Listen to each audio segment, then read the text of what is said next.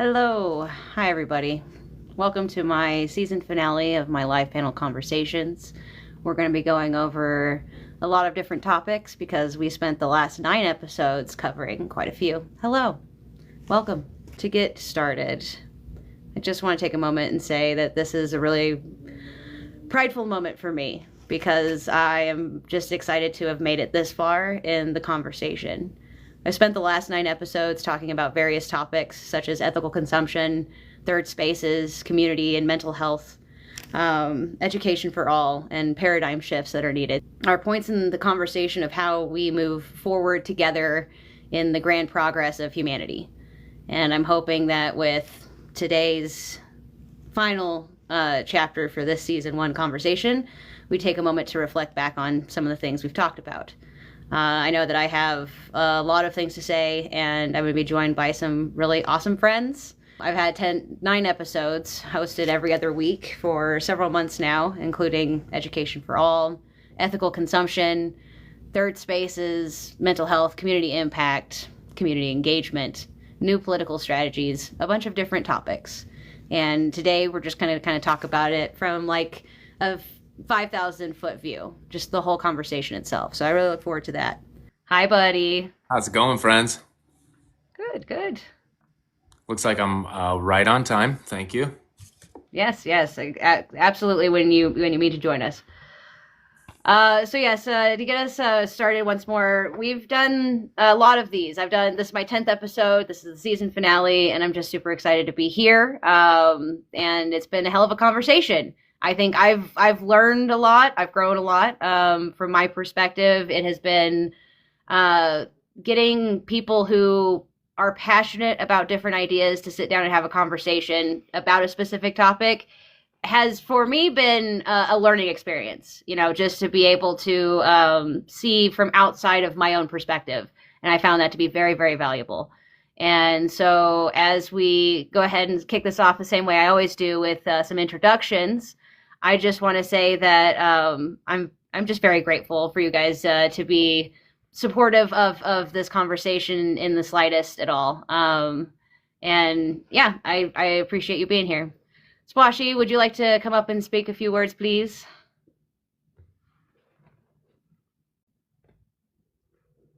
Maybe. I don't have any initial thoughts. Right now I'm doodling some technical direction things. I don't know if that's Cool. going to be necessarily related though. Right now I'm thinking That's all right, about man. how to hmm, in general the recent career stuff that I've been kind of philosophically pondering on has been embodied cognition and what that means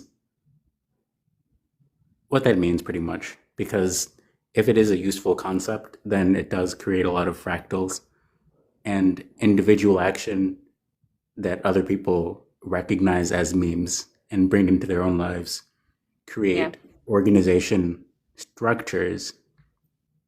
And I'm kind of curious about how that's playing out with just different communication structures and different patterns because it is kind of interesting seeing people flock to the red book, which Red doesn't Note. have red note, that's it, which doesn't have the same features. And the reasons why people communicate with each other are different, which is kind of the entire, like, this is just the reasons why we're here are different than a lot of people who are going somewhere and engaging with the concept of, I don't know, flinging themselves on some sort of sword of data, some sort of data sword. Yeah, I feel you, man. It's some deep thoughts, man. It's a crazy time that we're having all of these things occur, and that is significant for sure. Thank you for those words, my friend.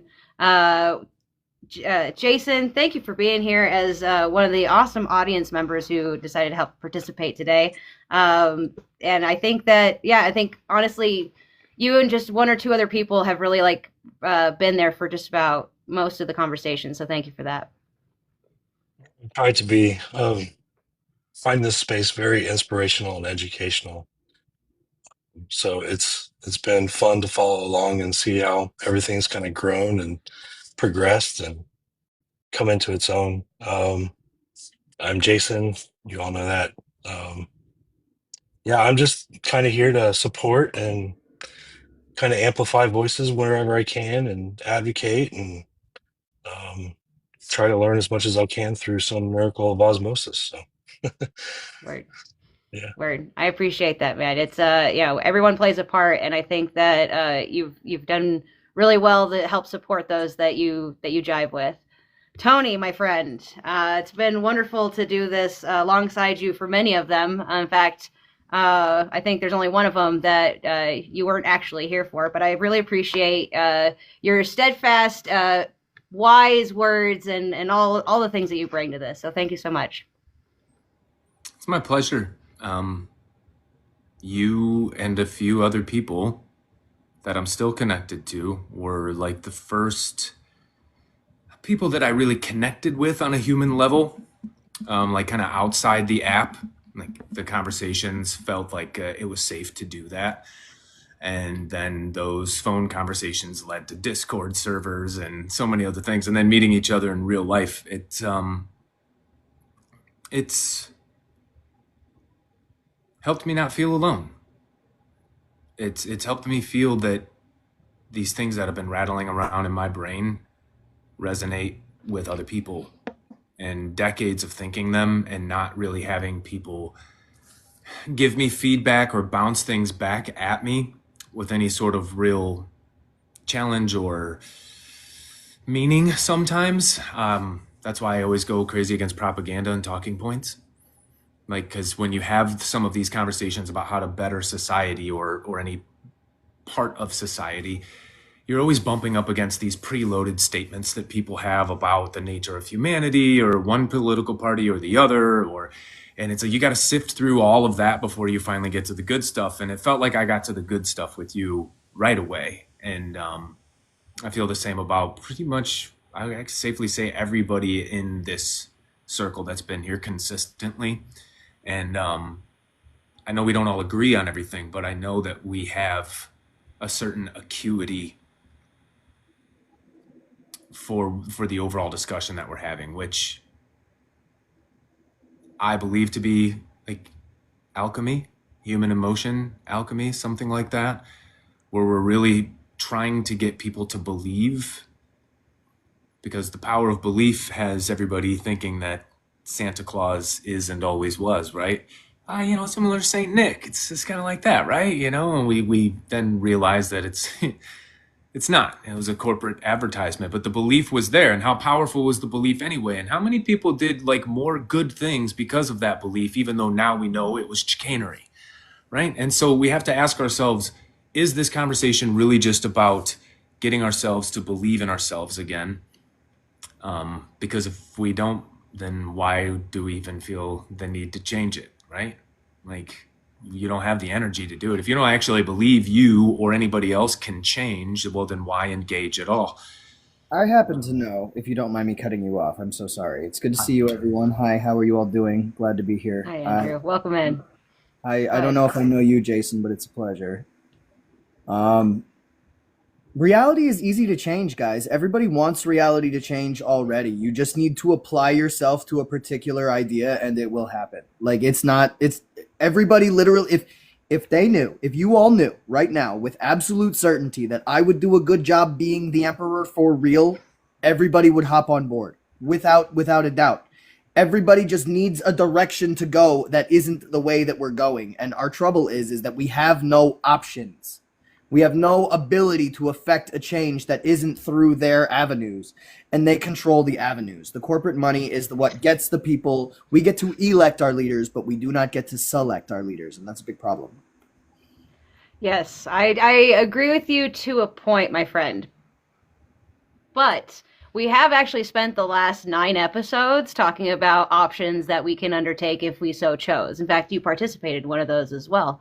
And that is part and parcel of, like, we do have options and ideas. They're just not as easy as the creature comfort path that's been laid out for us by the corporations and whatnot. So it's been harder struggle to get people to move in a direction. I agree with you that we do base our realities and things upon our own personal perception. We have the right to actually change that in ways. But it's not, it's easy. It's simple, but not easy. Or is it easy, but not simple? I always forget which way to turn it around. So, Go ahead, Andrew.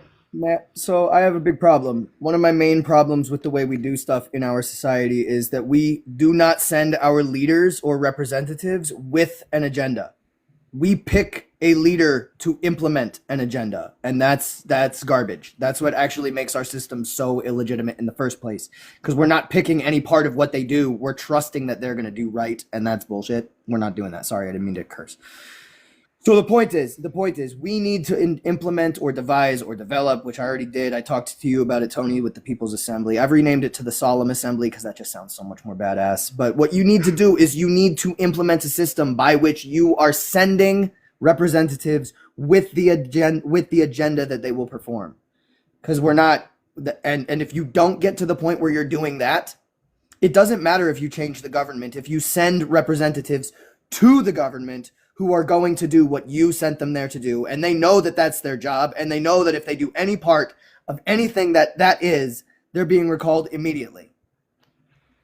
You know, that's our problem. So like, go for it, Tony. I'll get into what the Solemn Assembly is later, but yes. You are correct when you say that there are no channels that are readily available, and we have to ask ourselves, why would that even be important? Because there really is never a break glass in case of emergency that people actually take seriously, built within the system. Ours is supposed to have checks and balances already. But we're not just talking about government either. We're talking about a way of life. We're talking about a way of being, engaging with communities, supporting different networks, groups of people, efforts, endeavors, projects, like when we come together for those things. And so then it begs the question, aren't we just trying to find ways to circumvent the current circumstance? And if that is the case, then we just need examples. And so we don't need leaders. The leaders will be the people that successfully circumvent the current circumstance. Let's just, for lack of a better term, call it the 9-to-5 grind. The current circumstance is deeper than that. Housing, education, all the things we've discussed here, right? So we're stuck in this current circumstance. I do not believe there ever was a meaningful fire escape from that situation because it was supposed to enhance our lives. And in some ways it did. What we are talking about is circumventing a lot of those pain points. And I'm a firm believer that we can find ways to circumvent our current situation and attain something new that maybe hasn't been described yet.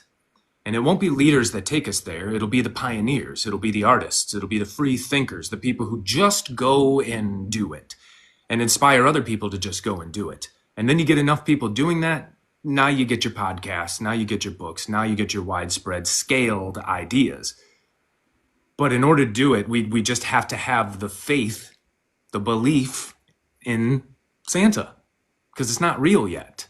But we have to develop the story itself. And in order to do that, it will take pioneers, people who learn how to live outside the 9-to-5, freelancing, starting your own business, small business ownership, maybe even just co-ops, collectives, people who don't even exist with money. We have no idea what people are capable of doing until they go and try it, fail, try it, fail, try it. Do you know what I'm saying?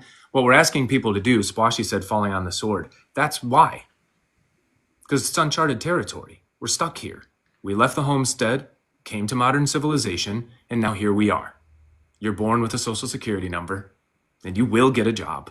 You will pay for all that stuff, right? So it's possible to find a way around. Go ahead, Tripp.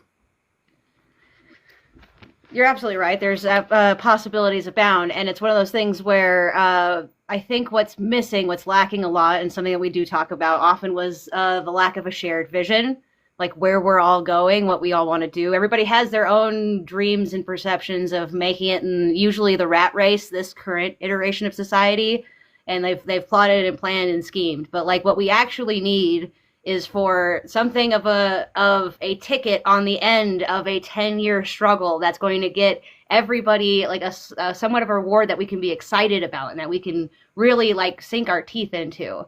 And so part of these education for all and all the things that we have talked about up until this point have been elements of like, what kind of world do we want to build? Where do we want to take this this grand experiment of humanity? We're adults in the room now, and we have much more say and power to do so. So like, if we can figure out what vision we want and agree to it, then everybody breaks up these things into smaller pieces, and we can make like massive steps of progress. Right now, inches are being made, and throughout the whole chaos and rhetoric of where we're going and where we're being connected and all that stuff, like this is just a bump on the road. Let this not be an obstacle. Like I said in my video, this is not an obstacle that's going to stop us completely. It can't be. But like, the vision is definitely needed, and I think that there are people out there who have started to, there's an idea bubbling in the collective unconscious that we need to move, that we need to make different. And I solely will talk about trying to go a different way to craft a more sustainable safety net for ourselves as the status quo crumbles, instead of just breaking it down entirely, because that creates a vacuum and inevitably something worse will happen. Like when the French Revolution kicked off, everything was chaos and whatever, to the point where the guy who kicked it off got himself at the end of it. So like, we need to be smart about what we're doing and take pages out of the people's books who were successful and learn from the history that likes to rhyme and try to do better for ourselves.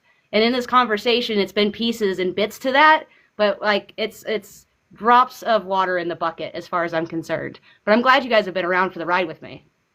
Something that computer science describes, and something that is brought into more tangible frames with the career path of software engineering, which regularly fills a teat with milk and then squeezes that milk into a receptacle, which is a cycle. It is a part of the natural software engineering career path, which is a deeply philosophical and perhaps unrewarding path, very much like PhD career paths, which are doctorates in philosophy.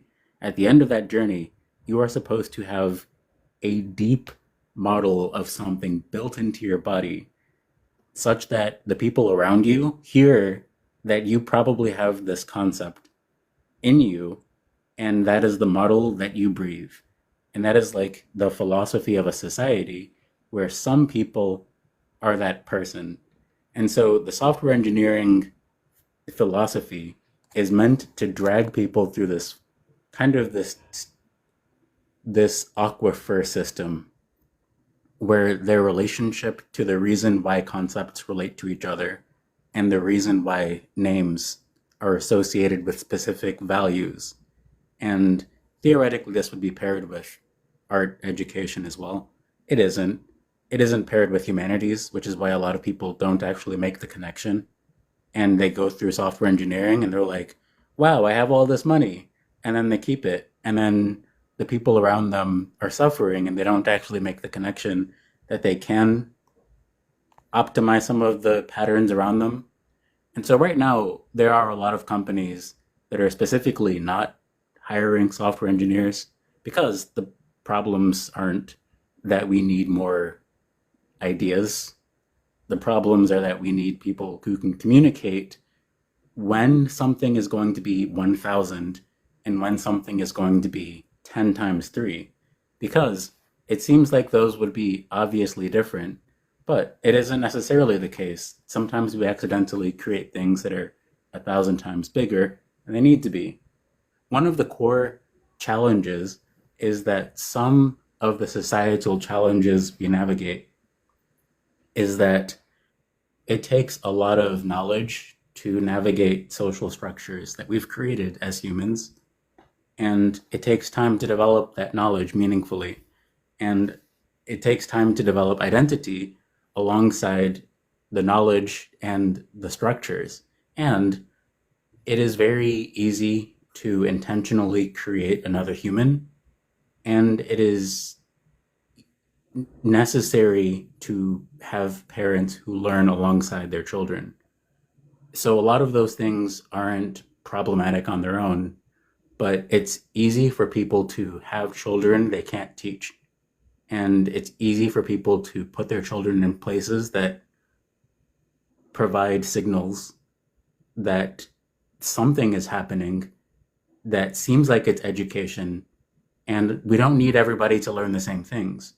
So it isn't actually a good idea to have the same standard of education. But if we don't have some standard of education, we don't know if people are integrating anything. So, like, on average, our system produces people who can communicate with each other and usually don't injure each other, and usually don't, like, we have a pretty decent life expectancy, pretty decent, could be better, and there are a lot of things that make it different across demographics. But honestly, like, in terms of the scope of species, humans as a knowledge requiring species are doing decently. We've And come a so long way. yeah, and so the changes that are happening are partially because, like, philosophically, the software development life cycle looks a lot like human development life cycles in a lot of ways. And it's just a necessary element that when we have fixation on the concept of something existing, sometimes that's where we get stuck. Yep. So with Yep. TikTok, I'm sorry. I'm gonna go ahead and take from there, because your point about PhDs and the fact that they become so efficiently built in like one area of study, they specialize downwards, can be an isolating experience, to be honest. In fact, I was sending out one of these ones, the mental health and community impact that I put up. I sent it to my dear friend in New York, who is a psychiatrist and like PhD in that line of field. And after watching that one and the Education for All, we had some really great conversations about how, says she has gone through so much schooling specifically for psychology and psychiatry, and like these particular lanes, that bearing down and being specialized gave her a scope of like, well, everybody's got some sort of education that they go all the way to, that sort of deal. And like sitting and having this discussion with a bunch of people who like were, college dropouts and stuff was very enlightening to her, because it was like so far outside of her scope. And so like that's one of these reasons why like these conversations matter, because like they're the importance of the fact that we all have very wild, very different perspectives, but can come to a conversation on topics like Education for All or mental health, and have important subject matter to present to people who are who may have not thought about that in a while, or maybe has it presented to them in a new way. It's significant, and every drop in that bucket sort of helps. And so the complexity that is the human existence tends to favor social connection and those sorts of things, which is why we find ourselves on social media apps, why we find ourselves in social clubs, and why we find this need to be around other people. But yeah, so that's just par for the course, and I appreciate you guys being here. We're already a half hour in. Looks like some. Jason, I want to ask you real fast, as a person who's been an audience member for most of these, just like the vibe of the thread of the conversation itself. How do you feel it has gone? I suppose I just want to hear some words from you. How do I feel how it's gone?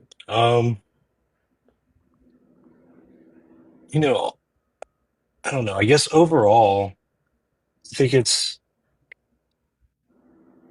I come from a place in my life where I was mostly apathetic my whole life. And I knew these things were going on, but I didn't really pay a lot of attention to them, right? And, once I found you guys and we've had these conversations, I'd like to say that I think it's really positive that we've taking all these issues, broken them down, but talked about them collectively, right? Because it really kind of changes your view on how you move through the world, and that in turn changes, how we interact with the world around us. Things like ethical consumption. I'm really paying attention to where I put my dollars now, trying to get to the farmers markets and all that jazz. So, Right on. I do have a So, yeah. question. It's a question for Jason about something he said. Okay. Were you apathetic, or did you just trust that the people who were on top were doing the right thing? Because that's a subtle but an important distinction. Did you think they were doing the right thing, No. or did you think they were doing the wrong thing but you didn't care? No, it was 100%. I've always had a disdain for politics, and I just didn't want to think about it or deal with it. And I regret that now. I have 2 kids, and I feel like I've been part of the problem, most of my life. So yeah, just apathetic. Hey, good on you for saying that, bro. That by itself takes courage and self-evaluation that I think a lot of people in this world are not capable of doing.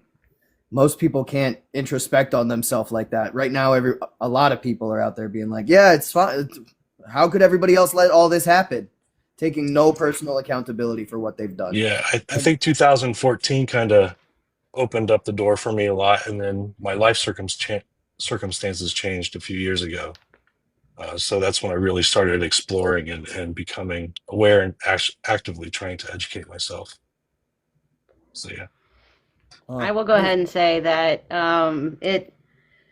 it is because I feel I kind of in the same boat as you. I mean, it's one of those things where there was a long time when I just wasn't looking in any direction. I was just like, whatever, like it is what it is. I'm living my life. I was sort of a hedonist, as it were.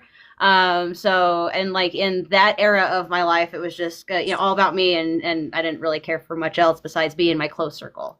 But I'm reminded that the best time to plant a tree was 50 years ago. Second best time is today. That kind of thing. Like, we may have been able to get started on this journey earlier at some point in our lives, but we're here now, and that's what counts. And so, people like, for instance, David, the Catalyst, who has been working at it for 17 years or however long he has been at it, feel extremely tired because it's been inches of progress and not really a lot of results. And so, but I think that there is something in the fact that it's a ripple effect, like everybody's intent, everybody's like, put into this system, this little bit, these little ways is creating these ripple effects, because we're finding each other after waking up from our apathetic states. And I don't think that's insignificant. I really don't. I don't disagree. I'm really glad that everybody has gotten there. I'm 36 years old. I started knowing about all of this stuff. I saw on TV when I was 12 years old, I saw the planes hit the towers. Okay?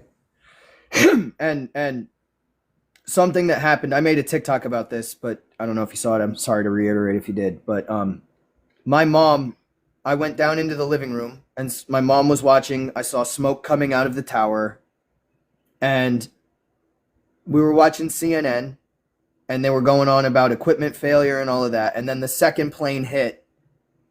And as soon as they kept on saying, "Oh, it was equipment failure," or what kind of blah, blah, blah, my mom changed the channel. She said, "That's not what's happening. We're under attack." Whether or not whomever it was from, it remains to be debatable. But we all agree that something hit those towers, So in that moment, I learned that, number one, I saw one perspective and then another perspective, and I realized that maybe nothing is the way anybody ever says it is. So since I was 12, I've been on my conspiracy brain it can drink, like my conspiracy brain that I've had up in here is over 21. So I get where your friends are coming from about how like they've had a long time. They've been in it for a long time and they're like frustrated and tired. And I'm not tired. I'm ready. I know exactly what I'm going to do. I know how I'm going to do it. And you can help me or it's going to happen to you. Like that's where I'm at in life. and I'm gonna do my best to do a good job for everybody. But like, I'm kind of done waiting. Like I said, reality is easy to affect. I'm gonna change it, and God wants it done. He's gonna help me. So it's just gonna go well. If they take the app, I'll be stepping into your town in a couple years after that, I guess. So don't worry, I'll be seeing you soon. If anybody wants to help, follow me. I mean, that goes along with what I said. This is not like a barrier to stop us completely. It is just a bump in the road. And wherever it may land, whatever may happen, progress will continue because we have built up some semblance of momentum and we're not going to let that slide. Like, we're not. In fact, I feel the tensions rising again since December. And so I don't know where it's going to pop off, but I really do feel like something might. But to this point of moving forward inch by inch and whatnot, it's just, I came to a point. I'm sorry, go ahead. I didn't mean to. My bad. I just got excited. You made me excited. I came to a point personally where it got too, it felt too bad just to sit and do nothing. You know what I mean? Like, it just got to the point where I was like, I have to, because like I've always said, I see something personally, like a better, brighter future on the horizon.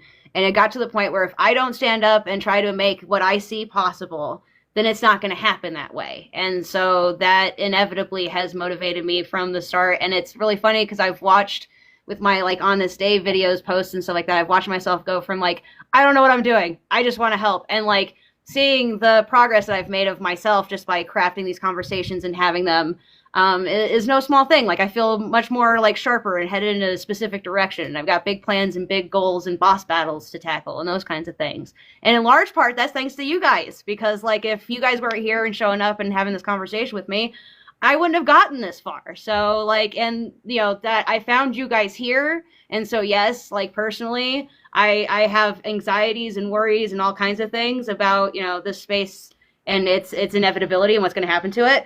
But overall, it's just a bump on the road. It's not a blockade that's going to stop me. And so, you know, it's going to be a bumpy ride. I ain't lying, but you know, it's going to be fun. It's going to be wild is what it's going to be. I think they're really doing their best to remove our framework for what society has felt like. Like, your world is about to drastically change on you so incredibly drastically that you will not be able to conceptualize what has even happened. Can I describe some stuff that might make some patterns easier to... Dang it. That is annoying. Let me see if I was hoping that would be clearer. I was hoping that I could read from a list. Do I have another one? Does this work? Do you need... Yeah, okay. Yeah? Okay. So automating tedium is hard to describe because everyone has a different relationship to the kinds of things that they consider tedious. But as humans, there are certain amounts of information that we can acknowledge and internalize with the different systems that we have built to acknowledge and internalize those rhythms. So Tony probably has opinions about TikTok as a musician, like from a musician standpoint, and the ways that it has impacted the music industry, and just like the different expectations that people have about why they would create music and what kind of music they should create, and also how that pairs with Spotify and how those, and Jason probably has opinions about how Spotify integrations influence the convenience of the web, and those kinds of conglomerations become the standard and the expectation for web developers for how big they feel like their websites need to be.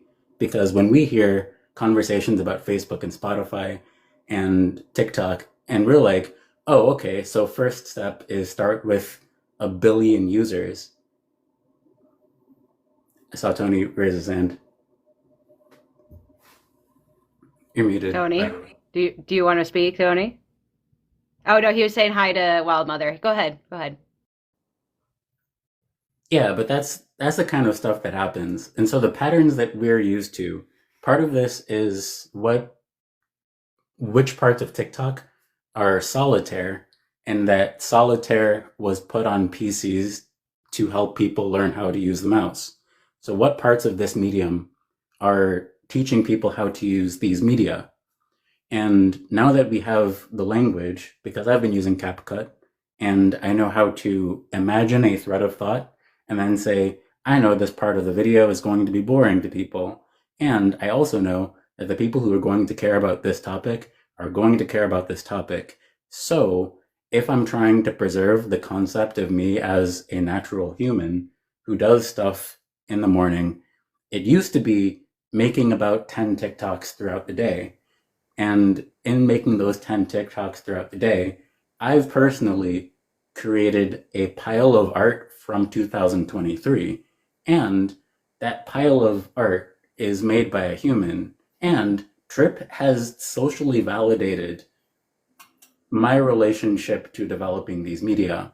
So, however many people are aware that there is physical art that is about a concept that I've been thinking about for 2 years, and it's related to about, let's say, 5,000 physical tokens in Chicago that however many people have talked about, so on and so forth.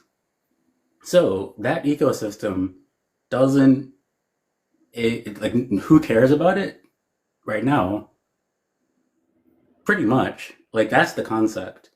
And so now we have technology to take a picture of a square and say, ChatGPT, draw this, make it beautiful. And then you can ask an artist to draw that. And then it's like, okay, cool. That's one possibility of what you can do with a square. But if you post a picture of a square online, and you did, somebody knows that it existed in that year, and it probably exists, and you can post artificially generated squares online, and people can say, oh, I don't know if I have a reason to believe this exists. And they can try to order something and say, oh, somebody already bought this one. Oh, wait, this cool square. Can I actually physically own this? I'm kind of curious if it's possible for somebody to make a square like this. And then you wonder about the process. And you say, okay, so I'm an artist and I know these media.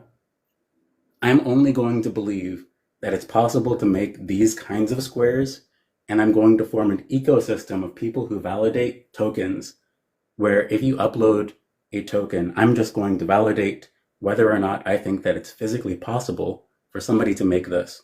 That's all. That's the login system, where a community of people are very aware of what happens when you add water to Pilot Precise V5 pens. They smudge, but not micron pens. And I know that if I draw a certain pattern and ask people, when I add water to this and it doesn't smudge, would that be physically possible, given what you know about these media?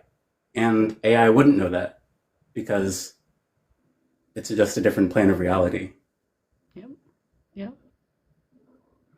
I will say that you spark a couple of different things, because you're right. We've all been participating in learning kind of a shared language, what with, video editing and stuff. And as somebody who has been in the world of video editing for, gosh, my husband and I have been together for about 16 years or so.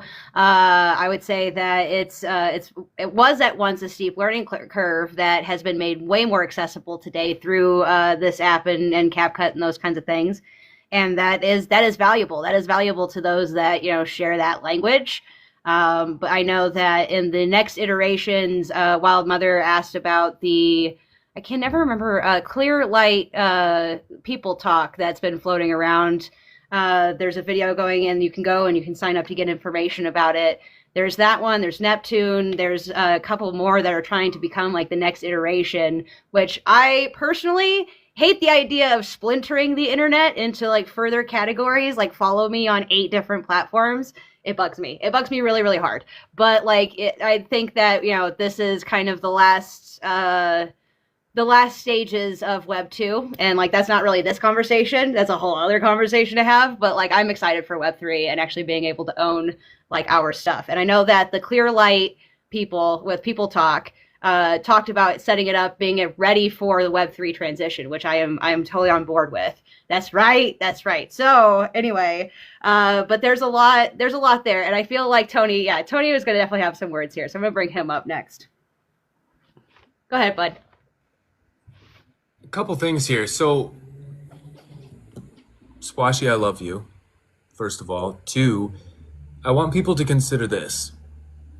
The world of crypto and blockchain technology started happening unbeknownst to most people. Let's just take the United States, for example. And even now, what's the percentage of the population that you think actually has a firm enough grasp on blockchain technology to describe it to someone? Less than 20%. And yet, in its inevitability now, we can all rest. We rest upon the bosom of its inevitability. And how many people understand it? Same thing as the fiat system at the end of the day. How many people truly understood what was going on there, or with the gold reserve? So what I'm trying to say is that here they were, the tokenization of transaction and all this stuff. People were talking about Bitcoin long ago in my nerdy tech friend crowd, right? And that ecosystem was developing unbeknownst to us, and yet it was very, very real, and now is becoming an inevitability for the planet. International transactions, tokenizing that so that there's no exchange fees and processing fees between nations, and little down to these things that don't even have anything to do with what we know as money. So what I'm saying is that if we want to change food, if food is impacting someone, that's what we're taking away from this. If mental health, if recovery, if relationship advice, if it was small business, carpentry, whatever it is that lights you up, you can grow that and connect that with other people. That's what this app was really helping us narrow in on. Because on Facebook, if I talk about my business, it inevitably feels salesy. Like no matter how you do it, on some of these other platforms, it always feels like you're pitching somebody. But here, it was like you're able to just kind of be candid about your work life and show what's going on, and we got a sneak peek in the normalization of it. And so it starts to build communities around these things. Now, what we need to remember is that is possible in real life too. And not only is it possible, but it is integral to the survival of humanity, because we're social creatures. Not socialism, we have to be best friends though. There's twofold to that. The other part of social animal is that we rest upon the safety net of the anthill. Like we cooperate in this anthill. Yeah, we're the ants. We know it. We don't get to be the grasshoppers. Okay? Because you're an ant. And if that's the case, then we should be receiving the benefits of the safety of the anthill. And that's the deal with society. We trade some of this, what the anarchists and minarchists and agorists and all the other ists on that side would call your personal autonomy out in the wild, up to your own. No rulers. You can form tribe, do all these things, but at the end of the day, no rulers. But, we trade some of that as society starts to build. And what we're talking about here is getting caught up in a system where we think that this is the only way. Crypto has shown us that is not only a lie, but it's quantum. And what I mean by that is it's infinite. It is art. Reality is art. And if it's food that affects us, go do something about food systems and connect with other people who want to do things about food systems. Hyper-localize it. Try to manifest it. Build it. They will come. And then show the internet the receipts. I feel like these political platforms over the next 8 years need to just turn into that. Go start your group. Show how you did it. Go get the receipts that it's working. Show the good that you're able to do just right where you are. And if all of us quit trying to ring the national bell, change it for everyone all at once. It's yeah, good luck, man.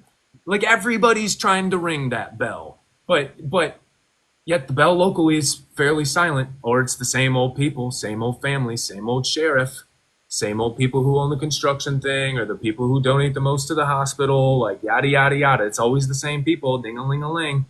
And we forget that we have a say there. We have a say in our reality. If we don't like the cubicle, then venture outside. And again, I think crypto is one of the most brilliant examples, because it existed in its own private ecosystem, and the people who knew, and then it starts to leak out and people still don't get it. And here we are in its inevitability, and it's here to stay, and most people still don't understand it. So it's possible to create ecosystems out of what we call an oppressive oligarch, corporatist, technocratic, feudalist, capitalist hellscape, like whatever you want to call it. Like, it is just a reality paradigm. And thinking our way out of it means connecting with other people who want to think their way out of it in a similar way, and building ecosystems that we can depend on one another and have our own little anthills of ideology and systems of support, housing, education, food, all the necessity. Go ahead, Andrew. We only have top-down problems. We do not have local problems. The people who are doing whatever they're doing in your local community, if you want them to stop, you will get involved and stop them. You can get involved and stop them. That's not our problem. Our problem is that as part of our local community, they take your money, send it off to the Fed, and then the Fed bombs Israel, bombs other countries. You know, that's our problem. Those are our only problems, because the only things that are like those things that are required from all of us only exist to serve that. They don't exist to make your material life in your area better. They exist to serve that. And if you don't like your area, your sheriff, your whatever, whomever, you can vote them out. You will become involved to get rid of them because you can affect your local life. The trouble we have, like I said at the beginning, are only top-down problems. We do not have local problems. We have top-down problems because all of the stuff exists to serve that. I'm done. I'm done. Okay. So I want to say that to a point you are correct and say the top-down problems are definitely the bigger issues that we need to face. However, collective solidarity on our scope, on our local level, is definitely like in need of like bolstering and fostering and, you know, revitalizing to the point where we can move as a collective to go speak to those in power. Also, I want to say that Tony and I have been talking about unseating incumbents for like, I don't know, a year now. So, you know, it's one of those things that we have, again, going back to the idea that what we really truly need is a collective vision that we all agree to. So that way we can build this momentum even further and faster. Now, first of all, we're about an hour in or so. We were joined by two lovely ladies. Thanks, ladies, for coming and backing me up here. It was kind of a sausage fest. No offense, guys. Love you. Love you. I really do. But I'm going to take just a few moments to go through what the topic of today's conversation is supposed to be again and give these ladies some time up to talk and whatnot. And then we'll get right back into just however this is going to unfold. So once again, this is kind of a really meta conversation about the conversation. It's gone a lot of wacky points already, but this is episode number 10 of like these different facets and features such as education for all, ethical consumption, the citizens paradigm shift, new political strategies. And we've talked about a lot of these just like, you know, off the cuff already. And there's been several more: third spaces, mental health, community engagement, that kind of thing. So in this season finale, it's kind of a no holds barred open discussion, but I do want to hear some thoughts around the idea of like how the conversation is going, like what, you know, how you feel, you know, let's say, compared to how you felt mid-September, those kinds of things. So since, Miss Wildmother was in first, I'm going to go ahead and have her up first to share some words with us. Thank you for being here, dear. I really appreciate it. You're welcome. Can you hear me okay? Yes. Okay, great. I never know with this microphone. So I agree both with Tony and Emperor Andrew. I think that there is somewhere in the middle that we have to figure it out, unfortunately. And that's, you know, the story of my life. I speak about balance all the time. And for me personally, you know, talking about the third place, that's where my head is at. There's a lot of things that I would like to do in my local community, specifically for mothers. And I'm really, really like wrapping my brain around how that would look and all of that. The biggest issue I'm having with that is that me being a full-time single mom, I don't have the time to do it. I don't have the resources to do it. And I don't know at what point, and I'd love to open this up for discussion too with everybody here on the panel, but like, at what point do I open this idea up to more people and allow the opportunity for more people to come in and be the extra hands, be the extra feet to make this possible? You know, or Am I supposed to just hold on to this idea secretly until I can finally make it happen for myself? Because you never really know who you can trust. At some point, somebody will come in and say, oh, I want to be a part of this. I want to do this with you. And then, 3 days, 4 days in, as we all have seen and we all have done ourselves, they'll slide back and they'll not have the time themselves or whatever. And I think that's the biggest issue that we face when we're trying to localize this is, how do we get ourselves into a position to where we can make that difference that we're looking for? And that's all I really have to say at this point. So whoever wants to come up, go for it. I've talked a Thank you, lot. my dear. We want to respond to that, give them a chance, but I want to get back to what you just said at some point. We will, yeah, and say we will circle back around to that. First, I'm going to give Miss Miranda a few moments to speak because I'm just so excited to see her. Hi, dear. Hi, I'm so sorry. I apologize for being late. I am in Mountain Standard Time and I keep forgetting what that means and what time I was supposed to be here. So I'm glad opened TikTok and saw all your messages. I want to just kind of piggyback. So I'm T in Transplants. My first name's Miranda. Call me whatever you want as long as it's not late for dinner. And I have a slogan that is billionaires don't stimulate the economy. You do. And that's because I believe the foundation of this country is the people. So I actually, Tony and I, do we agree on everything? No, but one thing we are passionate about and is building community and taking action. And when you say trust Wild Mother, I hear opportunity. I was a teacher, and being a teacher, you automatically are a community member. The parents love you, you have other teachers in the community, and I am less afraid and more trusting in my communities, even now in the year 2025, because I know my neighbors. And I know, even though the guy 4 houses down has a Trump sign, I know that if I need something, he is willing to help me out because we have a relationship outside of politics. So when we talk about building community, we want to build that table as long as possible and include. And I talk about this all the time. I have a MAGA dad. And so when we talk about building bigger tables, we have to be more inclusive and less exclusive. And I promise you, you'll be less afraid when you do. I promise you, you can find people that you trust.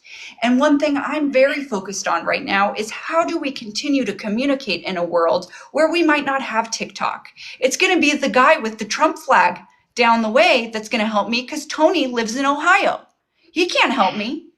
So that's kind of where I want to start today. And I'm very excited to join the conversation. So I actually want to hop in just real quick. Then we'll get Emperor Andrew. Then we'll get Tony up. I have a list. I got you on the list.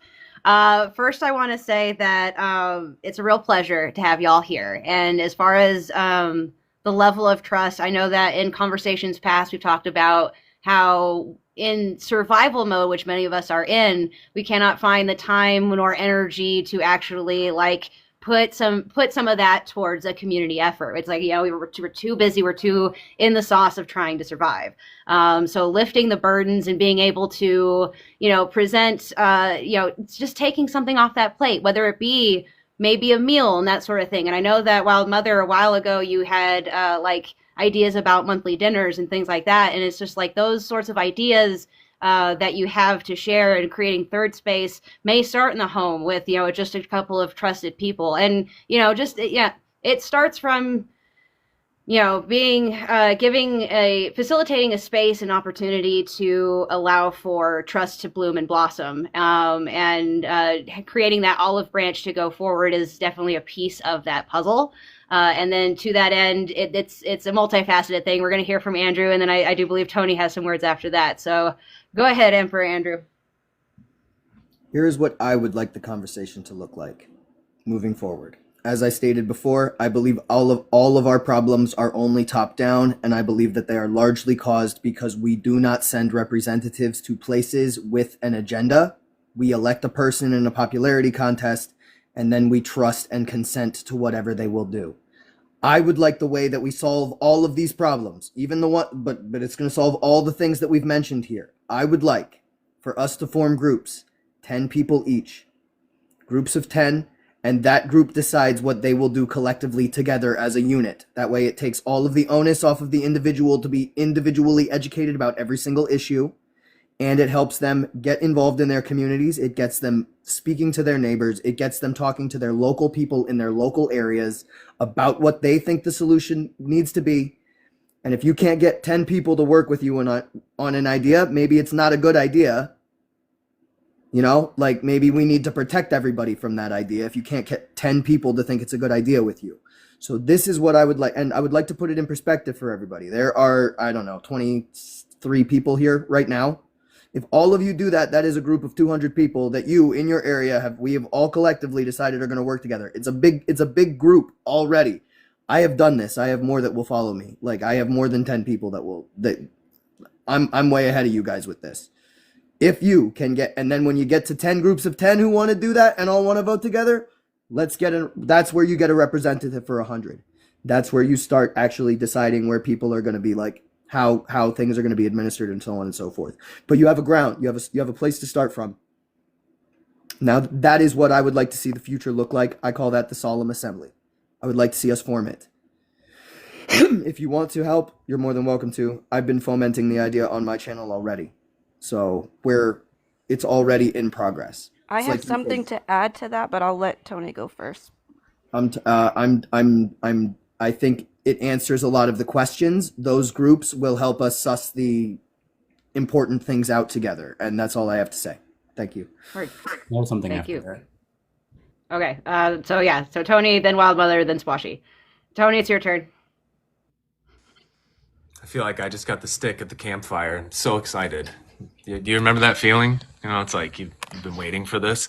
I'd like to rewind. So Andrew's talking about top-down problems, and I want to preface this in the most like humble way that I can, but it's like for 20 some years, I've had this conversation about circumventing the system, improving it. And it doesn't mean that I know anymore or anything. It's just like, it inevitably leads to this place where we're seeking preparedness. We want the system to be so greased, so tweaked, so accountable, the citizenry so alert, so aware that they're keeping it accountable, and we want everything to run smoothly so that there's a level of preparedness against tragedy, and that is our prefrontal cortex being afraid of future circumstances that are beyond our control, which is the fundamental nature of the universe.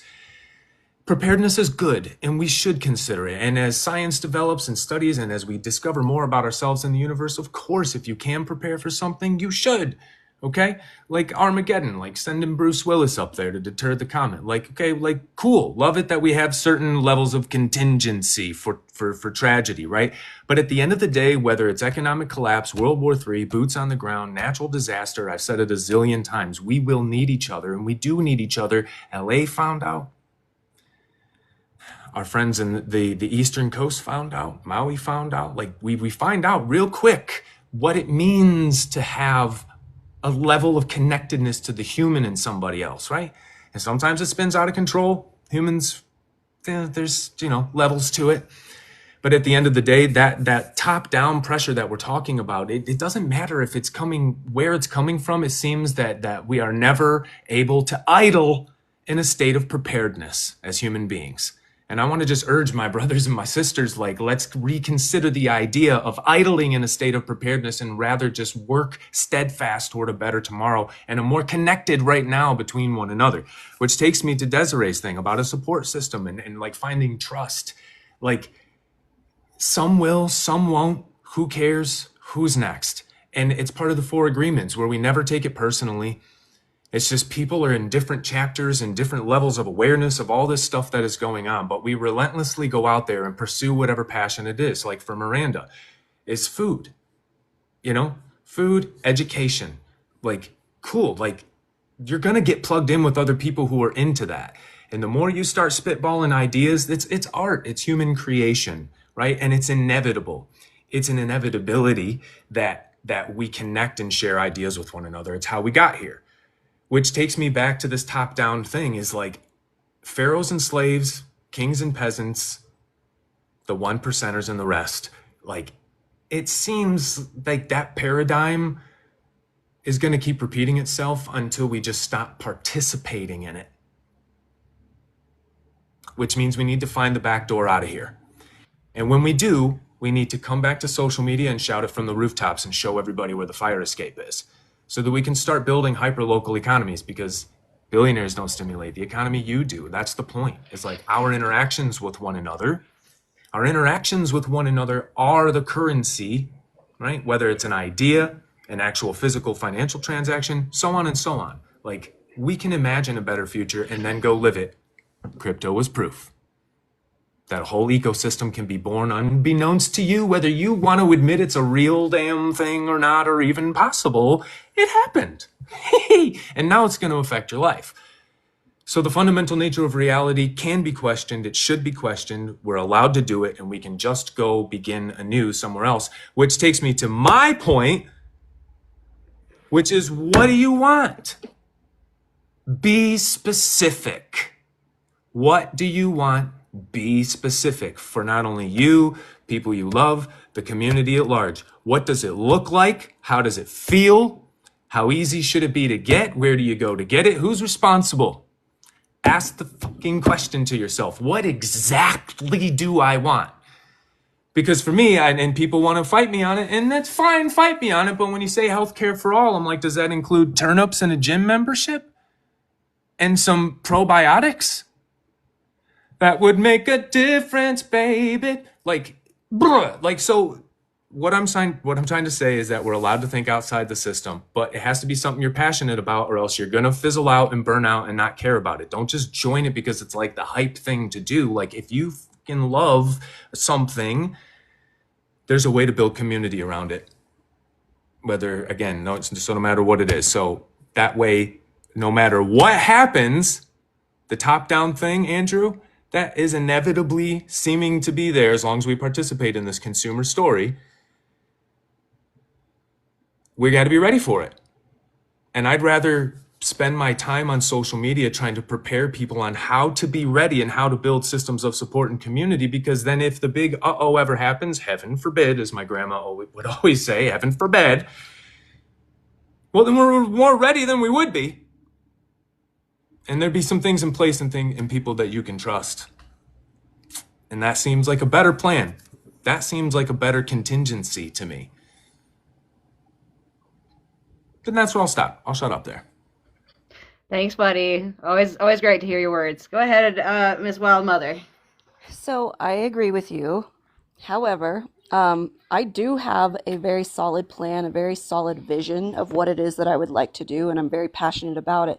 There's just very particular problems that I come across as not only me being a single mother, but wanting to work with other mothers.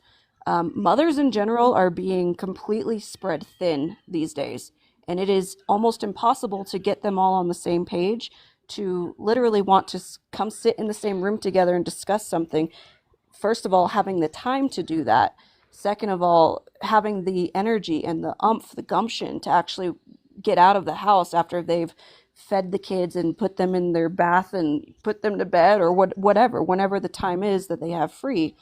And that's probably the biggest micro problem to what I want to try to create here in my small little mountain town and the surrounding mountain towns, is some type of like a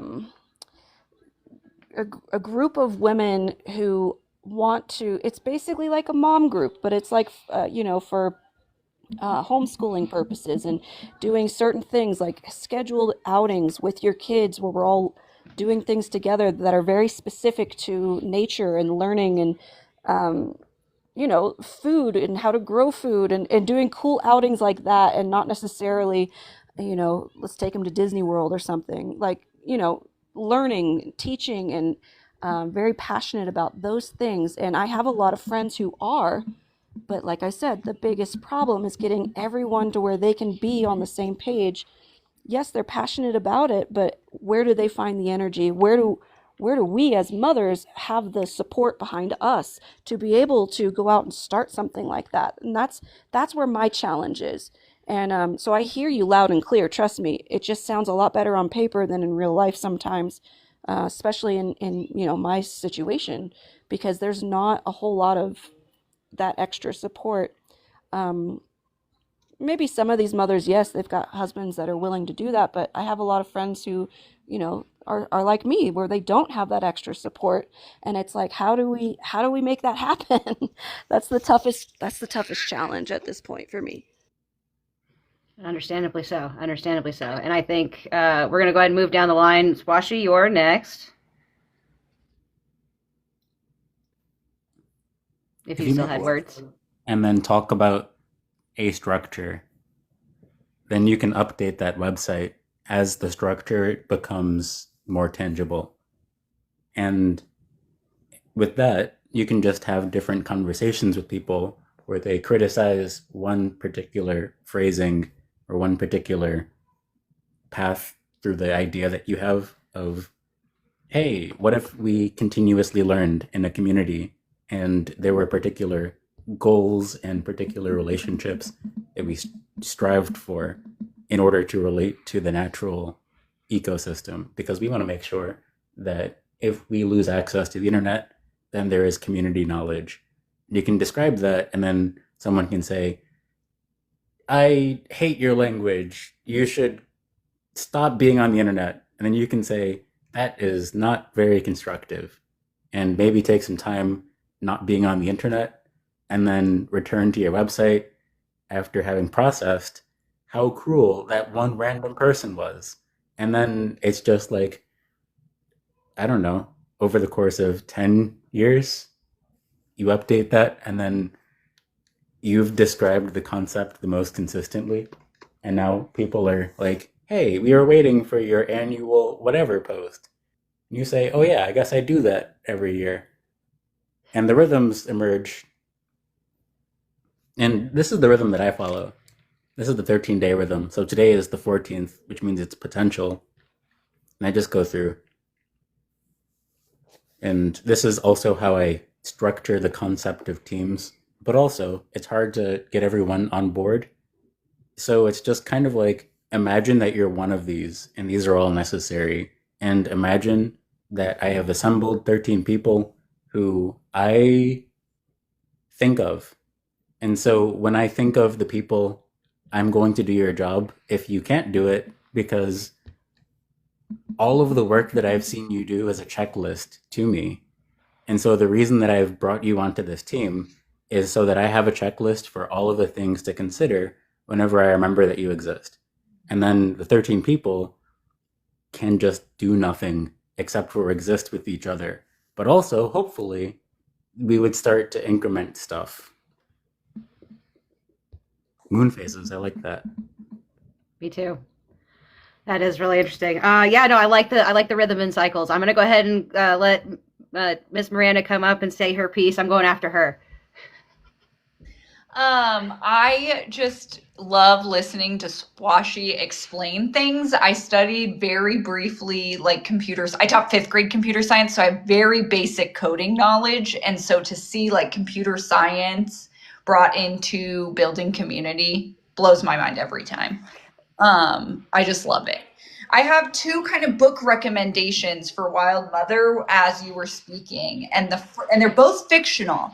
And the first one is The Southern Book Club's Guide to Slaying Vampires. And it's an allegory for building community, but also it's from the perspective of mothers in the 1990s. So it talks a lot about misogyny and how much their husbands wanted to reinforce the behavior of the vampire because they were all making money from the vampire. And so it talks a lot about how book clubs, which we no longer have the time to do, we're really a communal space for community activation. So that's a great one.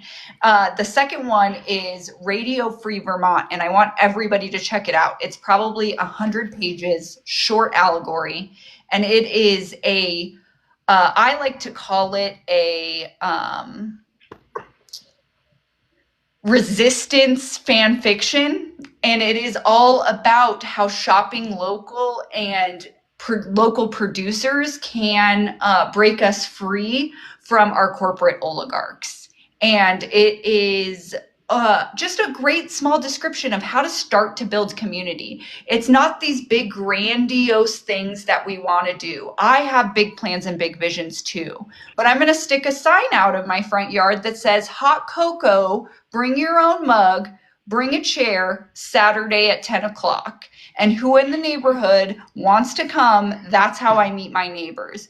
Because maybe somebody next door does need childcare and I'm available to do childcare. Maybe someone needs me to come in their home and help them catch up on dishes. I don't know what the needs are of my community, and I never will if I don't meet my neighbors. So start to think about ways to meet people around you and then build those big things together. Right on. Absolutely. Absolutely. Well said. That was a beautiful conversation. Tony, you can be after me. All right, you can be after me. My turn. And then, yeah, Miranda, if you'll go ahead and type those in the chat so that way other people can go ahead and pick up those references. Thank you. Gosh, there's so many places to go with this. I want to say that initially what is in my heart is to start where you are with what you have about what you're passionate. If you want to meet with other mothers, and it's been a struggle because, resources are thin, the time and energy is just not there for all of you, then yeah, I think Miranda's got the right idea. Like post a thing about, hot chocolate or sandwiches or whatever you can do in your yard. And it doesn't have, they don't have to invade your personal space and go inside. It can be an outside sort of adventure. You might want in this time of year, you might want like a little fire pit or something, keep people warm. But like it can be, you find a space that you can facilitate just people gathering. And it doesn't have to be long. It doesn't have to be serious. It doesn't have to be anything. Just getting people within proximity can be as simple as it starts. So start where you are with what you have about what you're passionate. And it sounds like you've got those elements kind of assembled and whatnot. And it's a struggle to move forward. I can relate. I definitely can, because like a lot of the times I still very often feel like the dog chasing the car. I don't know what I'm going to do with once I get it. But I'm working on these ideas that will bring me to hopefully something cool. Then Spwashi came in and said some wonderful stuff, and it made me think about, like he said rhythms, and I thought cycles, and how like in my third space is one that we had just last week, Dustin was saying, in the 10s, 20s, and 30s, people from farms and things came together and intentionally created the community. And, over time, systematically, so in some places they were stripped from us because of certain aspects. In other spaces they were commodified. But we have the ability to do similar. And so that is kind of the echo effect forward is, we see ourselves in a particular part of the cycle of the cycle of man as a whole. Once again, I'll go through it. My dad told me a lot growing up that, there's a cycle of man, that strong men create good times create weak men create bad times, and bad times create strong men. And that is the cycle of man. And so recognizing the state of which we stand today and where we need to fix things, it can start with as small as getting people in the same proximity and having shared vibration, shared conversations, hitting on those points. But then from there, we can move towards the next stage of the cycle, and hopefully maybe one day break the cycle. Who knows? It might just happen. With that, I'll go ahead and turn it over to Tony. If whoever wants to be next, go ahead and put it in the chat, and we'll start up the next line. I'm just going to let this keep going until we're all puttered out. So no final words just yet. But go ahead, Tony. Hi, guys. I just want to say I love you all. And I want to ask a question. Just consider for a moment, like, when was the last time you belly laughed with somebody, like hard, to the point where like hot tears were coming out of your eyes, and you got to share that moment with someone else? Consider it. I hope it was more recent than not. But these types of connections are the foundation of everything we know to be beautiful about the human experience. I think we should treasure everything that happens in our brains, but it is connecting with others and reaching out that really gives us like the honey, the sap, the sweet stuff of life. It's our relationship to things, of course, practices, ideas, but people. And the more we go out and just connect over things that aren't related to the revolution, I think that's where the seeds of the rebellion are often found, which is why we turn to our artist friends usually. You know, like watch the espionage movie. There's usually some art dealer that's like tied in with fucking thing somewhere. Like, it's because we're on this shit, man. We don't have the 9 to 5. We do get to sit around and think about this stuff as I'm waiting for Adobe projects to like export and render and stuff. Like that this like, or I'm writing a song or booking a tour for my band or whatever I've done throughout my life. Like finding community, it circumvents my least favorite thing about any revolution, any plan or anything. And Tripp has heard me say it a million times. And that's the part where everybody skips over that we have to get everybody together. No matter what your plan might be, you have to what? Get everybody together. Analyze that phrase. You know, if we want to take down the corporations, we got to get everybody to what? X, Y, and Z, whatever. Probably super smart. Sure, you spend a lot of time on your spreadsheets, but it won't matter if you can't get everybody together. Which means what? What does that actually mean? It means connecting with another human being. Connecting with them, getting them interested, inspired, or more often than not, afraid, motivated by fear or greed or something like that. Those tactics work too. We see that work every day.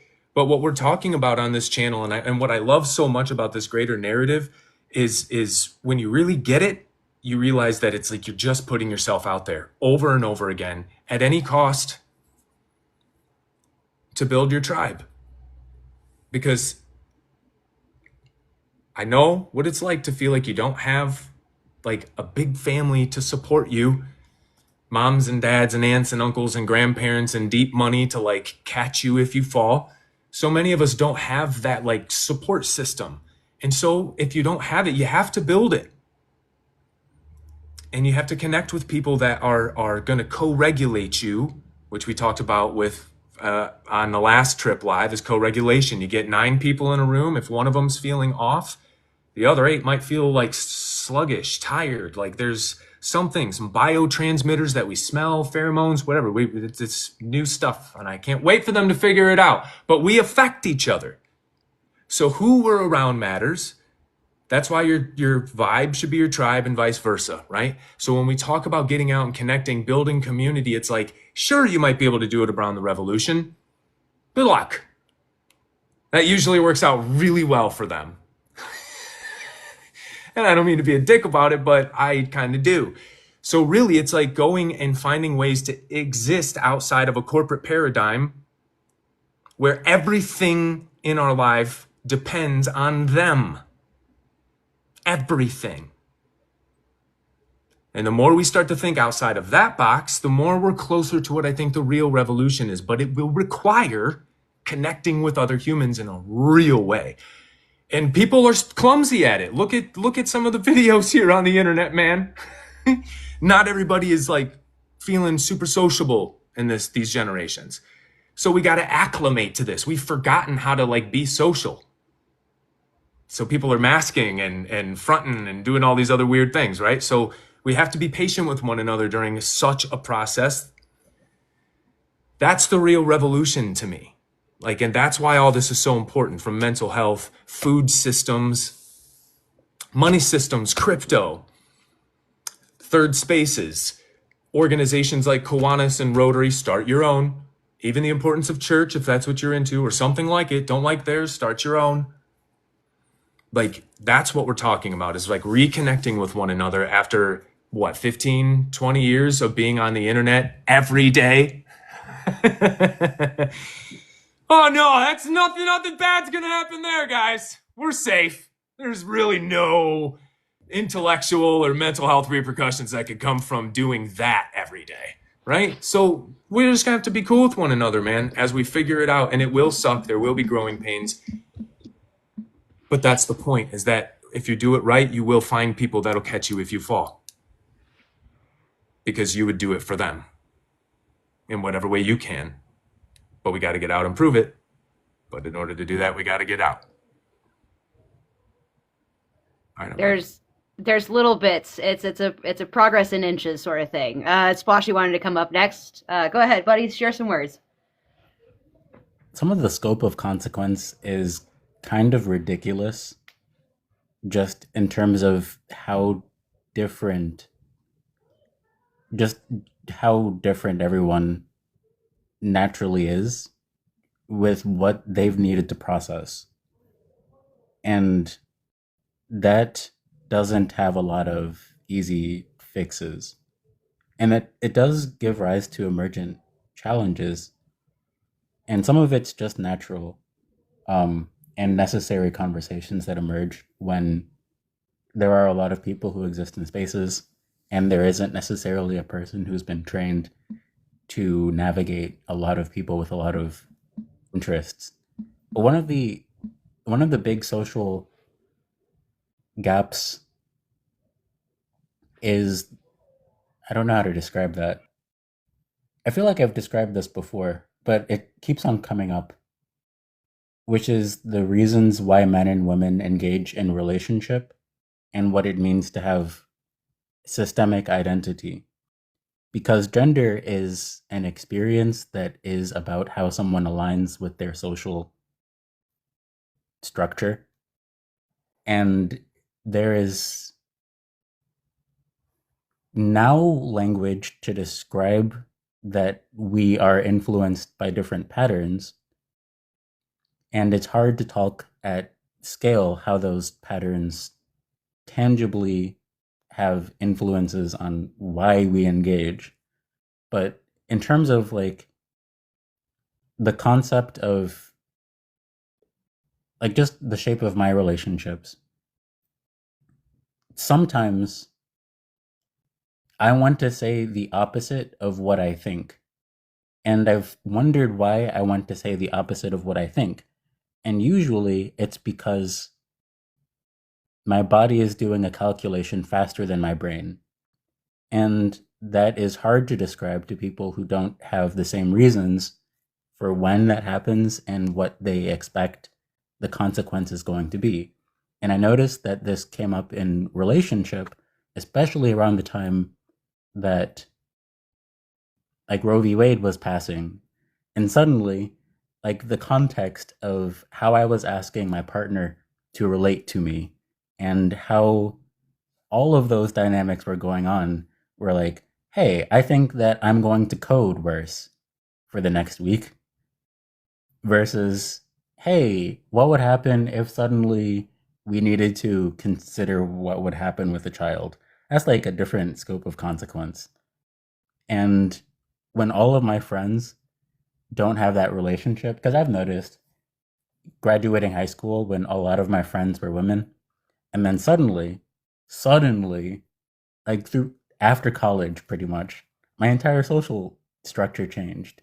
And then it's like, oh, okay, now I go to the bar. And it's like, yup, some of us have been living in the we hate our wives joke, and we don't actually. And that's like it's a different social structure. Absolutely, and it's its own rabbit hole for a lot of different reasons, but definitely something to consider and timely as well. Miranda, you wanted to go ahead and come up next. Come on up. I just have such a poignant life experience that I want to share with you all, coming off of both Tony and Spwashi. I'm married to a man in computer science, and I always joke that he's a square and I'm a circle because I'm in marketing and creative. I studied science. I used to teach science, so I get it, but I'm a creative at heart and I can't fit into a box. So I really do empathize with what you're saying. And I want to talk about my experience just briefly about the importance of IRL community. I was hospitalized last weekend for acute psychosis, and it was a mixture of recreational activities and a lack of sleep. But I lost touch with reality. And the fact of the matter is I was living in fear. I was living in being frustrated with where the world is at. And I wasn't able to connect and ground myself. I was too afraid of what was coming. And so I'm saying this all as a warning. Because if you follow me, you watch me live my life out loud, posting on social media 20 times a day. I am chronically online. And so I'm sharing this story with you all as we are about to enter a time where it might be more difficult than we think to connect on social media in the ways that we do. That you need to build the community and you need to have people there to take care of you. If you are an overwhelmed mother who doesn't have a support system, it is so important that you find that, because we're going to continue to see the divisiveness. And the only thing that is going to help us is our IRL community. Like I said before, Tony is in Ohio, Tripp is in Colorado. If I had an emergency, they cannot help me here in Arizona or when I'm in Vermont. So it's so important that you go out in your community and you take the time to build IRL community. Absolutely, very well said, and I think that it's been a big piece of like the circulating conversation we've had, because whether we're talking about ethical consumption and hyperlocal communities, or we're talking about education for all, and the fact that like we need to lift from the bottom up, and like all of these other different concepts that we have pulled from over these last couple months have led to this idea of like, it's this space is great. I love the internet. I really do. It's truly it is a digital third space for me. I get to be a version of myself that I don't really fully get to be out in the real world. At least I'm trying to port myself over in as many fashions as possible, but there are some things that like I only exist here for me, and like that is significant to me. But like Ogden Morrow in Ready Player One said, reality is the only place you can get a decent meal. And like, it's where the truth is that we are on the ground in our realities on, like we're still beings of flesh and blood that need to eat, drink, and survive. And like, until we can upload ourselves into the digital conscious, which is probably a couple decades away, to be honest, we're still here. We got to make best for ourselves, and we can do that. We have opportunity to every single day, every week, finding some small thing that we can come together communally to just give ourselves that chance to have conversations and enjoy the vibrations of other people. Just get that is a seed. That is an inch of progress towards something all the better. And I think that we have seen small amounts of progress with that, and everybody's journey is going to be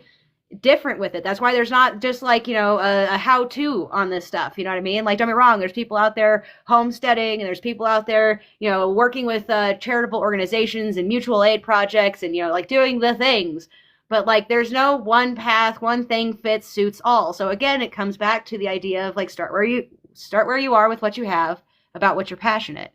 And like I think that we've built a great starting point here. And I think that, the call to action of like, going with 10 people and like really try to like just on one project, whatever those 10 people can agree to. I know right now I myself have myself and 2 or 3 other individuals working towards a volunteer expo. And so like, if we can pull that off, and like there'll be more people helping us along with that as we get it closer to its finish date. But like that's a goal that we are all taking some time and energy to help facilitate, so that way hopefully a big group of people can get kind of an experience about some unique volunteer opportunities and things like that. So with that, I think I'm gonna go ahead and turn it over to Tony. I see his hand raised.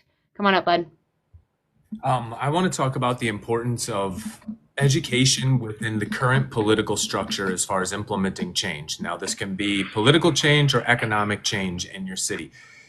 Boomers and older Gen Xers are dominating these old organizations, clubs, and positions, finance directors, so on and so on and so on, in our town. So knowing the structure of government and just doing a brief rundown of the function of these particular organizations will show us that a lot of what we wish to see and a lot of what we wish to change can be done. It can be done technically through the system. It's just that the people running it right now are disconnected with the needs and the reality of the situation now. So What I'm saying is that we either need to make a new one or engage with the one that exists, or a mixture of the two, right? And we need kind of a barrage on the current thing. And with that, I'd like to, if you don't mind, I'll read it quickly. I'd like to read something. This is from Sam Adams in 1772. Among the natural rights of the colonists are these: first, a right to life; second, to liberty; thirdly, to property, together with the right to support and defend them in the best manner they can. Those are evident branches of, rather than deductions from, the duty of self-preservation, commonly called the first law of nature. All men have a right to remain in a state of nature as long as they please, and in case of intolerable oppression, civil or religious, to leave the society they belong to and enter into another. When men enter into society, it is by voluntary consent, and they have a right to demand and insist upon the performance of such conditions and previous limitations as form an equitable original compact. Every natural right not expressly given up or from the nature of a social compact necessarily ceded remains. So this stuff that we're talking about is like not new, and it's not in the course of humanity, nor is it new in the place that we currently exist, right? And so I want to urge people to again think about what we actually want, what we're trying to affect change within, and then check to see if there are people currently on that mission. Like, do a wide sweep of the thing that really lights you up. Check them out. Look at their board of directors. They wholesome? Would they pass the cancel this clothing sniff test? I don't know. Try them out. Run it through the test. And if they do, great. Connect with them. Send them a motherfucking email, man. Like, that's what this is all about, is finding what we actually care about and connecting. And if you can't find one, guess what? You just found your purpose. Looking for a particular service or product, can't find it quite the way that you're looking for, well, then that's the universe saying like, hey, that wasn't a Yelp or a Google suggestion. I'm telling you to go file the paperwork and start it yourself and go engage with the reality around you, because we do have a right to exit this society, but it doesn't have to be Ready Player One, and it doesn't have to be Mad Max. It doesn't have to be Revolution 2.0 with muskets. It doesn't, man. It's a quiet exit from the current paradigm, but that means that we have to be creative and develop new ones. Something that I've noticed, Please, is that there is built into the fabric of America a binary computer between Black America and White America. And sometimes each community recognizes a problem within their community, and then they just swap. They just swap solutions. And it happens in such micro ways because it's so ingrained into the fabric of how we communicate. But a lot of the structures where it's like, I'm frustrated about this pattern with my parents, so I'm going to go off and engage with this media structure that has been created by this cluster of people. And then you adopt the patterns of those media creators that are not meant to stabilize. And you have the passions that created the media, but not the stability mechanisms. And so you inherit a drive for relationship that comes from the opposite of what your parents are, and also something that's distinct from what the community that you're bringing these influences from are. And it creates a vortex that replicates the same kinds of issues in different parts of the country. And it's so hard to address because every time you try to bring let's address this problem with my community into a more common frame, all of the influences that have made that possible to perpetuate, especially with how multicultural the US is, creates so much surface area for every single trauma to come out. And it is so hard to just disintegrate because, like, some of the techniques are literally, these communities have been having these cookouts. What's made it possible for these people who don't agree with each other in the community who has the cookout? why do they do it well? Like, why do they keep on having this cookout? Because there are family structures that I've noticed, and I'm like, this pisses me off when I'm younger. And now that I'm older, I appreciate that they've existed. Why does that happen? That's something that happens across the US as well. And it's hard to have some of the conversations because, honestly, all of the nations, all of the countries have their heads up their asses. And there isn't a nation that's doing it well. And we keep on looking for examples and be like, hey, this country is doing it well. And it's like, why are you using them as an example? The real thing is that it's one grand experiment, and we're all kind of fumbling our way through it. Nobody really knows what they're doing. Tony, I'm going to bring you on back up here. Talk about the sniff test. The organization sniff test. So it starts by looking at the board of directors of any particular organization that you may be interested in supporting or being a part of, volunteering for, applying for a job with. And you want to look and say there's, just for easy number, let's say there's 20 seats, and then you might have an executive committee. You'll have your director. So look at the organizational structure. And then you're going to look at the board of directors and say to yourself, who are they? What industry are they in? They'll usually have that. That's like the way that they promote their particular industry or business, is be like, oh, I'm Tony so-and-so, and I'm from such and such realty group or something, right? And so then you start to look at the ties that they have with the community and how effective, how much of their money actually goes. Look at their reports and see what their expenses are, what their, say, executive salaries are compared to what they're bringing in, who their major donors are, who the players in the community are. And the sniff test is really like, are they ethical? Which, are they practicing what they preach ethically? And an organization, we have to remember, is the people behind it. You know, Ford Motor Company lays off 5,000 people. Well, no, it was the board of directors and the people who rubber stamped it and the consultants they probably hired to come to that conclusion. Okay, so it's like it's very specific. So it's only as effective as the people who are a part of it. And how effective can their mission statement be acted upon if there seems to be a conflict of interest with some of the industry players that are on that board of directors?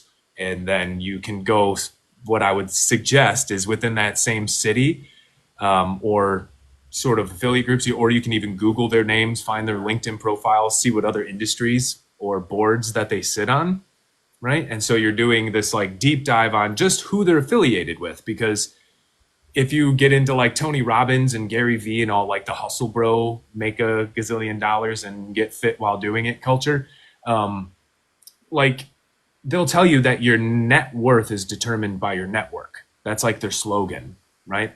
And so when they sell us these self-help books, they're literally giving us the playbook. So if there ever was an Illuminati, it's just a well-organized group of people. they have monthly meetings. That's what we're missing. We just don't hang out enough, right? These people see each other and have conversations often. All the power brokers. So if it's a major nonprofit, if it's a corporation, they have meetings. They have meetings. And they have meetings with lots of different people from different industries, right? And so if you want to be a part of something, you have to make sure you do the sniff test and follow all the people who are affiliated and then see who they're affiliated with, because your net worth is determined by your network. And it'll be very clear to see if there's some ethical troubles with the mission statement of the organization versus who is actually taking part in it. That makes sense, hopefully. Yes, it does. Emperor Andrew, you raised your hand. Go ahead. I just wanted to take a second to say thank you to you, Tripp. Thanks for having us through here. Everyone in the panel, Spwashi, Tony, Melissa, Wild Mother, so glad to be here with all of you. I appreciate you all. Everyone in the chat, I appreciate all of you spending all of this time here with us. There is so much content out there that you could be consuming, most of which you pay for. And I am so glad that you would spend any amount of your time here with us this evening. This is how I know that the world is going to become much better. The fact that folks like you are here to do that with us. I have to be hopping down. I want to say I really appreciate all of you. I will be talking to you all later. Have a great night. Thank you. Thank you, Emperor Andrew, for joining us this evening for a great conversation. I think I'm going to take this moment to go ahead and point us towards last words, because as wonderful as this conversation has been, it's just, again, the scratch of the surface. And while we sit here and can probably talk at length for another couple of hours about, the various points at which we can agree and the common ground we can build, we got to save something for another time. You know what I mean? But I want to say, from the very bottom of my heart, I really appreciate everybody who has sat with me to have this conversation today and in the past, couple of months as I built this season out and whatnot. So I really appreciate y'all being here with me and tackling this journey.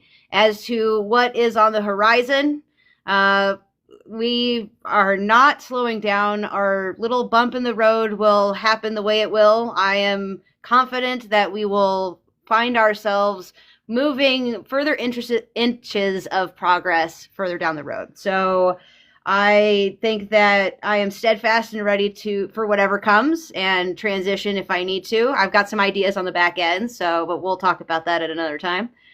And up until this sword of Damocles actually falls, I'm just happy to have the experience with the community that I've built here, because y'all have helped fuel the fire that helps me go start my community in my area. So, and for that, I'm ever, ever, ever grateful. But yes, Sensei, so we'll go ahead and start with Spwashi. If you have any last words to say on these matters that we've talked about. I guess networking as a concept, which is relevant as we're closing this particular medium and is kind of awkward, and I kind of hate it. And also we have the option of changing the culture across the internet. Like, that is the concept that we should be thinking about, is like, now there are 170 million people who got used to something that they can describe. It is possible to describe in other spaces. And like, LinkedIn has a reputation for being the worst of networking culture because all of the interactions are vacuous, and the only thing I expect that someone is trying to get from me is the expansion of this concept called a network. They don't necessarily care about anything specifically about me. They're just trying to grow this concept. And I've seen from TikTok that I can gain followers that never interact with me personally, and I don't necessarily need to engage with them in that way. And so now the interactions that I have on LinkedIn are going to be like, why are you engaging with me? That's going to be a question that I have on LinkedIn. And the content that I produce is probably not going to be, oh, this is the blah, blah, blah. It's probably going to be more decisive and bullet point updates. This is how I updated this site. Contact me if you want more information. I think that's it. Thank you. Thank you for that, my friend. I think that our connectivity I have truly treasured, and I look forward to where we go next. I need to talk to you on the back end about some things. I got that handled, but we'll talk about that later. Tony, thank you again for being here for 9 out of 10 episodes. I really, really appreciate you doing this with me. From the bottom of my heart, man. Thanks. Did I do a good job? You proud of me? You did a great job. You did a fantastic job, as always. Thanks. I think you did a great job too, and I'm super proud of you for just taking it all the way through. I think once people realize that there are sensible ways to handle a lot of the woes currently that have nothing really to do with bureaucrats, as much as they may assume that it has to do with bureaucrats, I think the better. And I think you were helping to expand that conversation in that direction. With that, my last words are this. You ready? I wrote them down. They're bullet points, so I'll try to connect them without being too wordy, okay? Whether we're talking about revolutionaries, cultural movements, religious movements, super PACs, hobbyists, dating, or just systems of support, what we're actually talking about are relationships, human connections. The 20th century, the digital age leading us into the 21st century, showed us the power of P2P, but it also made us forget the power of F2F connections, which is a face-to-face connection. Because if they can study the sweat test, and the sweat that contained the sweat of skydivers elicited a limbic response that was one primed with fear versus the sweat of people who were just on a treadmill. Well, if we can smell fear, then surely there's other things about our programming that are influenced by things far beyond our comprehension right now, even happiness, even fulfillment. And perhaps that is just as contagious as the negative shit that we're told about ourselves and society at large every single day on every single platform, regardless of race, religion, or political affiliation. There's somebody on your team screaming from the rooftops that we're no good and it ain't getting better. And perhaps that's why we're stuck here, at least in part.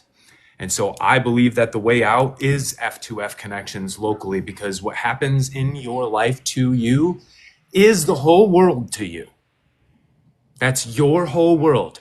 When you wake up, you go and interact with the world, you go to work, you come home, deal with family. Maybe you got bingo night. Maybe you got girls' night out, or you're going on a fishing trip with the bros, or playing some video games in the PlayStation headset. You got a little plan for yourself, right? What I'm trying to say is, if you look at the state of our revolutionaries, if you look at the cultural movements that are happening, the religious movements, super PACs, the hobbyists, the dating pool, and the systems of support, it seems like everything is all out of whack. And I think it really boils down to relationships. The relationship we have with ourselves, the people closest to us, and our neighbors. Maybe we've forgotten something that our great-grandparents knew, or maybe it's just that their way of forming relationships doesn't quite work, or maybe it's not as effective in the 21st century. Maybe we need to rethink how we're connecting with ourselves and one another, because if we don't figure that part out, the revolutionaries, cultural movements, religious movements, super PACs, hobbyists, the dating pool, and systems of support will be a direct reflection of our ability to form meaningful, deep relationships. I don't think we can do a good job at those things without it. So that's why I love having a relationship with y'all. So I appreciate you guys always listening to me babble on, or even if you only hear like 13% of what I say and just say good job, that's fine too. I appreciate you, and thank you, Tripp, for doing this.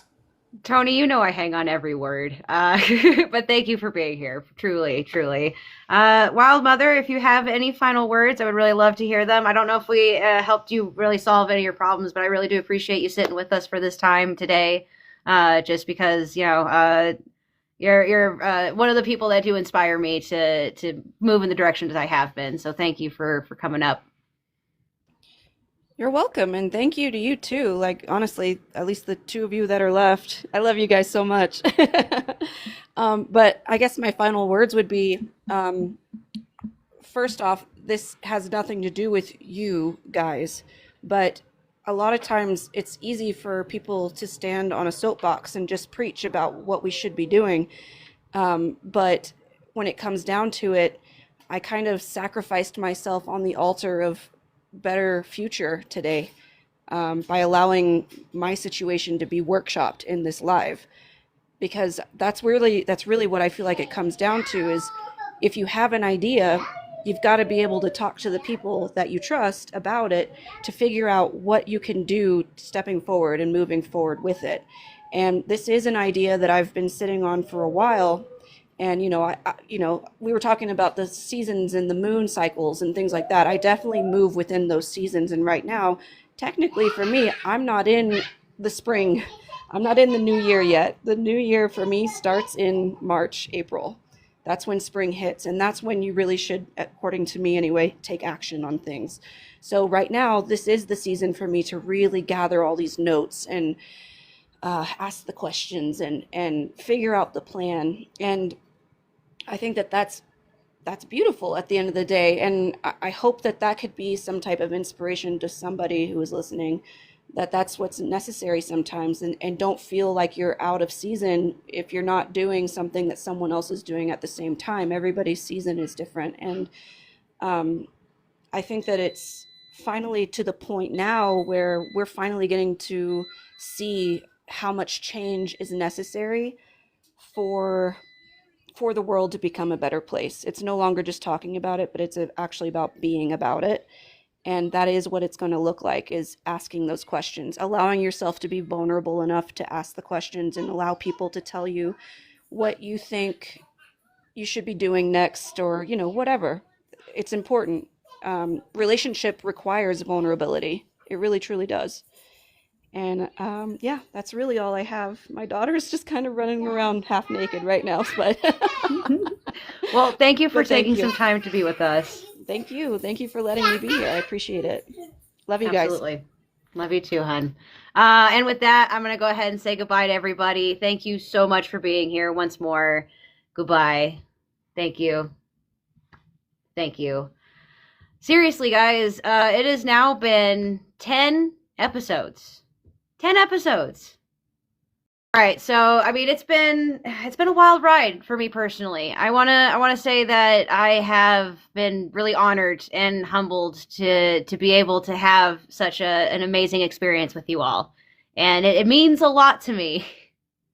Thank you, my friend. Thank you. I want to, of course, you know, go on and do more, and, you know, bring these back to you in such a way that they're better and stronger than they were before. Season 2 is going to be beautiful. You know what I mean? But I do have to give an actual season break. Thank you guys so much. Thank you so much.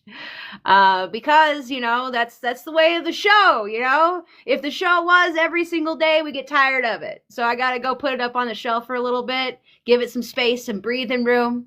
But this is not over. If it's not here, it's going to be in some iteration. It'll be up on the tube of you, that's for sure, including this one.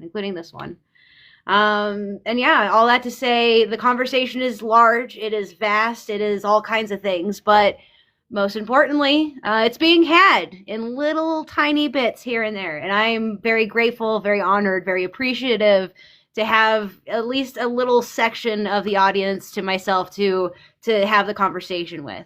I find myself, like Joe Rogan, just being a wandering observer of life who wants to just learn from every single person that I can. And so putting the amazing people in the panels that I have has been a way for me to see other people's perspectives. And I truly, truly honor that perspective and that chance to do so. And thank you so much, guys. Thank you so much for being here. I really appreciate it. I'm so proud. I am. I ain't gonna lie. I'm real proud of myself. So on that note, until next time, be well, fellow citizens. I'll see you on the other side. We'll be there.